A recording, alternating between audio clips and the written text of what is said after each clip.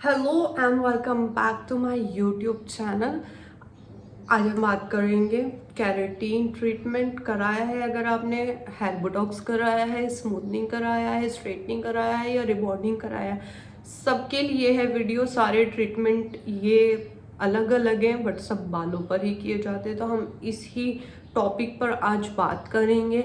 बहुत सारे ट्रीटमेंट कराने के बाद, चाहे आपने केराटिन कराया हो, बोटॉक्स, स्मूथनिंग, रिबॉन्डिंग, XYZ, जो भी आपने ट्रीटमेंट कराया है, वो ट्रीटमेंट करने के बाद बाल कैसे हो जाते हैं, वापस से उनको पहले जैसी कंडीशन में कैसे लेकर आए, तो आज की वीडियो उसी टॉपिक पे है। चलिए बिना देर करे वीडियो को स्टार्ट करते हैं। तो सबसे पहले आते हैं रिबॉन्डिंग और स्ट्रेटनिंग पर। अगर आपने अपने बालों पर पहले रिबॉन्डिंग और स्ट्रेटनिंग कराया है, फिर आपको उसके बाद लगता है कि आपके बाल ट्रीटमेंट ख़त्म होने के बाद, बालों से उतरने के बाद पहले जैसे हो जाएंगे, तो बिग नो है। आपके बाल पहले जैसे नहीं होंगे। जैसी कंडीशन आपके बालों की ट्रीटमेंट कराने से पहले थी, जितना मॉइस्चर उनके अंदर था, तो वैसा नहीं होगा। सबसे ज़्यादा डैमेज करता है स्ट्रेटनिंग और रिबॉन्डिंग हमारे बालों को। आप पहले करा चुके हैं, आपको एक्सपीरियंस होगा कि किस तरीके से वो जो है ना, बाद में आफ्टर करने के बाद बाल बहुत अच्छे लगते हैं, ग्लॉसी, स्मूथनिंग, स्ट्रेट दिखते हैं। बट कराने के बाद जो है ना, आपके बाल जो पहले थे, पहली कंडीशन में, जब आप ट्रीटमेंट कराने से पहले जो उनकी हालत थी, तो वैसी हालत में वो आपको नहीं मिलेंगे ट्रीटमेंट उतरने के बाद। काफ़ी टाइम लगेगा उनको सही होने में। आई सेड काफ़ी टाइम, बहुत ज़्यादा, क्योंकि रिबॉन्डिंग और स्ट्रेटनिंग सबसे ज़्यादा डैमेज करता है बालों को।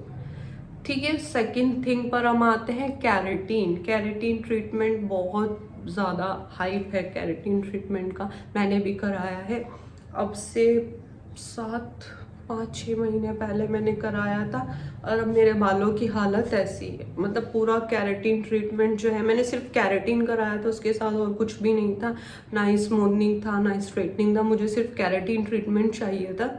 तो मैंने कराया था। केराटिन ट्रीटमेंट कराने के बाद अब ये बाल जो है ना, इन पर बहुत ज़्यादा मेहनत चल रही है। मतलब इनका जो पहले का मॉइस्चर था केराटिन कराने से पहले, वो भी डैमेज, डल हो जाता है। मॉइस्चर समझ लो, कोई भी ट्रीटमेंट आप करा रहे हो, ट्रीटमेंट उतरने के बाद ना, ट्रीटमेंट ख़त्म होने के बाद आपके बालों की कंडीशन वैसी नहीं होगी जैसे पहले थी। उसका मॉइस्चर पूरा का पूरा जो है ना, जा चुका होगा, क्योंकि केमिकल्स लगते हैं, बहुत सारी क्रीम और जो है ना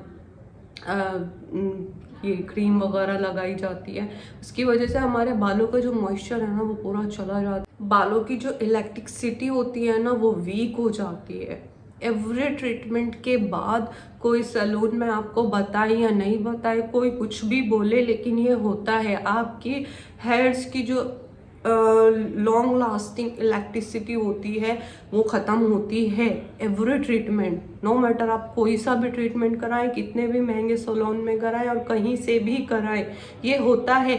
बिकॉज आपने कभी नोटिस किया होगा, मैंने आज ही शैम्पू किया है अपने बालों को, आज ही वॉश किया है। उसके जो है ना, जिस दिन हम शैम्पू करते हैं ना, उस दिन हमारे बालों का मॉइस्चर निकल जाता है। आफ्टर शैम्पू अगर हमारे बालों का मॉइस्चर निकल रहा है, जो ट्रीटमेंट हम अपने बालों पर इतना सारा करा रहे हैं, तो जाहिर सी बात है उससे कितना फ़र्क पड़ता है। तो ऐसा नहीं है, कोई भी ट्रीटमेंट कराओ आपके बाल पहले जैसी कंडीशन में नहीं आएंगे। उसे थोड़े से, वो बोलते हैं ना, बद से बदतर वाला सीन होता है, और ये होता है। आपको कोई भी बोल दे, आप किसी भी सैलून में जाओ, आप उससे पूछेंगे, वो आपको मना कर देंगे, नहीं ऐसा नहीं होता है, ऐसा नहीं है, हम ये क्रीम यूज़ करेंगे, आपने कहीं और से कराया होगा, XYZ, इतने सारे। ठीक है, फिर इसके बाद जो आता है हेयर बोटॉक्स। हेयर बोटॉक्स बोलते हैं, आप किसी भी सैलून में जाओ, वहाँ से पूछो कि मैंने बहुत सारे ट्रीटमेंट करा लिए अपने बालों पर, अब ये इतने डैमेज हो गए हैं, इनको मैं ठीक कैसे करूँ, तो आपको सजेस्ट करेंगे कि आप हेयर बोटॉक्स करा लो। आपके बालों को जो जितने डैमेज हुए हैं, हम उसको जो है ना ठीक करेंगे, फिर बोटॉक्स करेंगे, आपके बाल जो है ना पहले से बेहतर कंडीशन में आ जाएंगे, हेल्दी हो जाएंगे। तो ऐसा नहीं है। देखो, मैं किसी भी ट्रीटमेंट के खिलाफ नहीं हूँ कि आप केराटिन मत कराओ।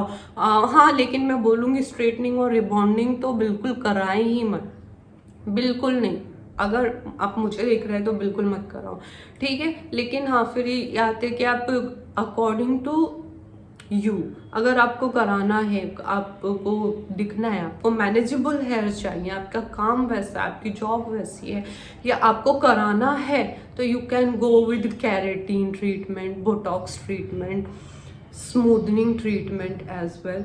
तो लेकिन अगर आपको ज़रूरत नहीं है तो आप ना भी कराएं, ऐसा कुछ मतलब मसला नहीं है। मैं खिलाफ नहीं हूँ कि आप ट्रीटमेंट मत कराओ, मैं यहाँ पर बैठकर बुराई कर रही हूँ कि वो ऐसा है, ये ऐसा हो जाता है। मैंने भी केराटिन कराया था।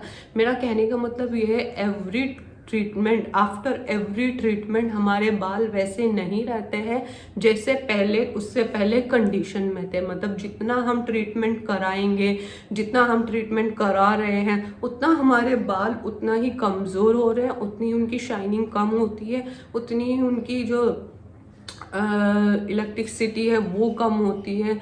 तो उसको वापस से लेकर आने में, मतलब वापस जो मॉइस्चर हमारे बालों का था पहले, अब उसको वापस लेके आने में आपको बहुत टाइम लगेगा, बहुत ज़्यादा। मतलब अब मैंने स्टार्ट किया है, मैंने अपने कोई भी हीटिंग टूल यूज़ करना बंद कर दिया है, क्योंकि मुझे अपने बाल फिर से नेचुरली, जो उसका नेचुरल मॉइस्चर था, अच्छी एक कंडीशन में चाहिए। तो उसके लिए आप ऑयलिंग स्टार्ट कर सकते हैं जब आपको लगे कि आपका ट्रीटमेंट ख़त्म हो गया है। अब आप ऑयल करेंगे तो कोई मसला नहीं है। ट्रीटमेंट के साथ आपको हेयर ऑयलिंग बिल्कुल नहीं करनी है, कोई भी होम रेमेडीज़ नहीं लगानी है। मैं अभी तक कोई होम रेमेडीज़ नहीं लगा रही हूँ, मैं सिर्फ ऑयलिंग कर रही हूँ, क्योंकि मुझे पता है आपने ट्रीटमेंट के ऊपर अगर कोई भी रेमेडीज़, होम रेमेडीज़ यूज़ की, आपके बाल और झाड़ू जैसे हो जाएंगे, और जो ट्रीटमेंट हुआ है वो भी ख़राब हो जाएगा, और आपके बालों की कंडीशन और ज़्यादा ख़राब हो जाएगी। तो आपको जब आपको लगे धीरे धीरे कि आपको उसी स्टेज पर बैक आना है जहाँ पर आपके बाल पहले थे, जो मॉइस्चर था, आपको नेचुरल ग्लोस चाहिए, नेचुरल मॉइस्चर चाहिए, आप धीरे धीरे जो है ना ऑयलिंग के प्रोसेस पे आप हेयर ऑयल करें, उसके बाद शैम्पू करें, आप कंडीशनर करें, आपकी मर्जी है। मैं अभी कुछ टाइम से नहीं कर रही हूँ, सिर्फ हेयर सीरम यूज़ कर रही हूँ और हेयर ऑयलिंग। कोई भी अच्छा हेयर ऑयल यूज़ कर सकते हैं, आप कोकोनट यूज़ कर सकते हैं, मैं बेबी हेयर ऑयल यूज़ कर रही हूँ थोड़े टाइम से, और एक स्ट्रीक्स का हेयर सीरम यूज़ कर रही हूँ, क्योंकि मेरे बाल पहले ही बहुत डैमेज मैं कर चुकी हूँ, और मुझे वापस से अपना हेल्दी, शाइनी, ग्लॉसी हेयर चाहिए जो नेचुरली वो थे, ठीक है। तो आप ये कर सकते हैं, और बाकी कोई भी ट्रीटमेंट करा लो आप, आपके बाल ख़राब ज़रूर होते हैं, ज़्यादा नहीं तो थोड़े, लेकिन होते ज़रूर हैं। और ऐसा नहीं है कि ट्रीटमेंट के बाद आपके बालों को कुछ नहीं होगा, वो ऐसे ही रहेंगे। हाँ, ट्रीटमेंट पर ट्रीटमेंट आप कराए जा रहे हैं तो वो तभी नहीं पता चलेगा।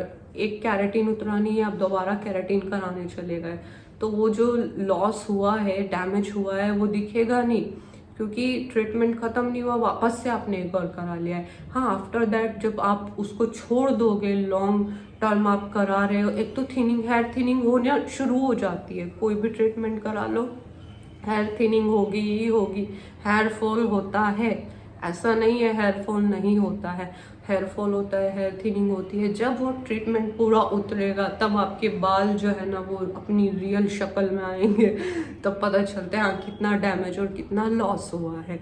और बाकी सबकी अपनी अपनी चॉइस है, आप ट्रीटमेंट करा सकते हैं ट्रीटमेंट करा सकते हैं, ज़रूर करा सकते हैं। बाकी हाँ, आप बच सकते हैं हेयर स्ट्रेटनिंग से, रिबॉन्डिंग से, ये काफ़ी डैमेज करती है बालों को।